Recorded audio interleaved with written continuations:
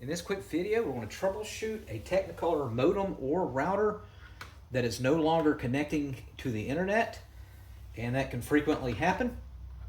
So the first thing I want you to do is check other devices on your internet. So for example, if you're not able to get connected, it could be just an issue with the device that you're using. Let's say you got a laptop and you're not getting connected to the internet.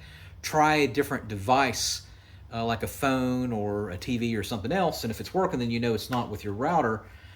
It could be with your specific device. Now the next thing I want you to do is just to do a soft reset.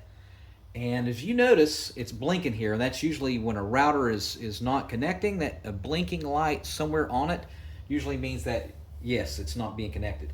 So to soft reset, just unplug it from the wall and let it sit there for a good 15 minutes. All right, after 15 minutes, plug it back in, give it a few minutes, and then see if it will connect. A lot of times you'll see that will fix the issue. All right, next thing what I want you to do is actually do a hard reset, and that will erase the passwords and all that on your devices, so you will need to re-enter it, but that's okay.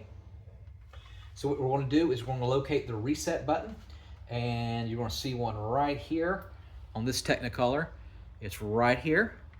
So the only thing you have to do is get like a safety pin or a paper clip or precision screwdriver and press down on it. You'll feel like a little click. And you don't let go for 15 seconds. And so you just hold it like that, and then you might see these lights actually turn yellow. So you see that? It actually turned yellow. That means it was reset. After 15 seconds, let go, and then give it a few minutes, and then see if that will work. Now, if that did work, you'll have to re-enter your password. So by default, on all the Technicolors, there will be a password on here, usually on the label here. Sometimes it's on the side, and just look for password, and that will be your default password. Or you can just do it on the internet. All right. If that doesn't work, I doubt that your router is broken. Most likely, there's an outage in your area, in your town. So you might just need to call the 1-800 number if you have Spectrum or whoever you have, and then see if there's an outage, and it might just be an outage in your area.